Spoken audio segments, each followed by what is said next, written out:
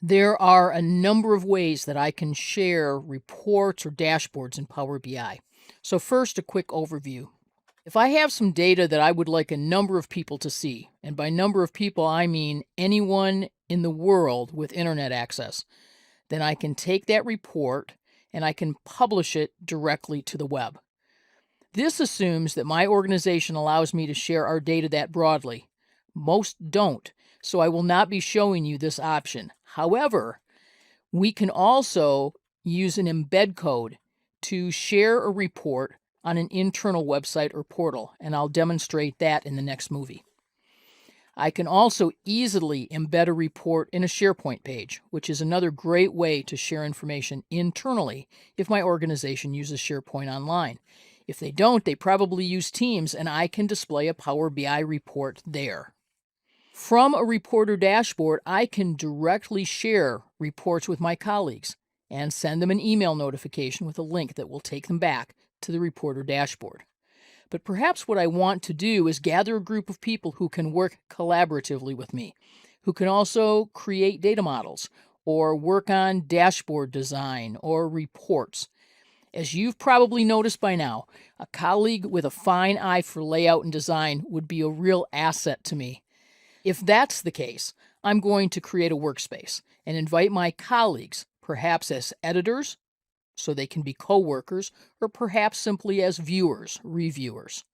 And when we are done working on the items that we're creating together, we could choose to bundle those together and publish it as an app.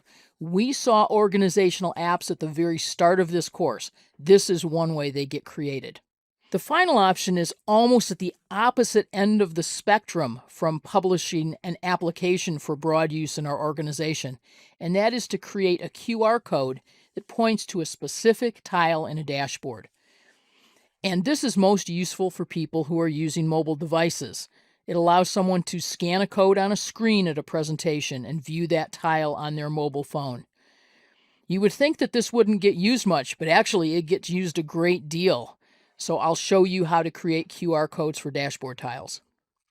Even though there are all these different ways of sharing, we still have to be concerned with how we're licensed.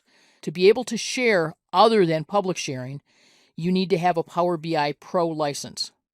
The free version of Power BI will only allow you to publish to the web. So to share within your organization, you'll need a Power BI Pro license. And the people who use the items that you share with them, with few exceptions, will either need their own Power BI Pro license, or your organization will need to have Power BI Premium licensing that allows them to have access to reports and dashboards created by users that have pro licenses. With that information about licensing in mind, in the next few movies, we'll take a look at these different ways of sharing in Power BI. Power BI reports and dashboards were meant to be shared. So there are several ways to do it. We saw one earlier, but I'm going to scroll down in my workspace to my retail analysis report and click the share button. I have options here.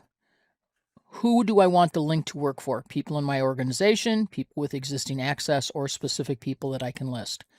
The options in terms of settings are to allow recipients to reshare this report or to give them access to the data set underneath it.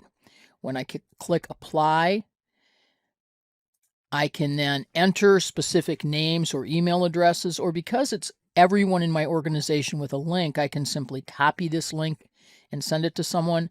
I can post the link in PowerPoint, post it in a Teams channel or in a Teams chat. I can click Mail and I can email it to someone. I can add a message here if I wish. So whether I'm using email, copying a link, posting in Teams, or placing it in PowerPoint, this link will work for everyone that I send it to. That's for a report. Let's now take a look at sharing a dashboard.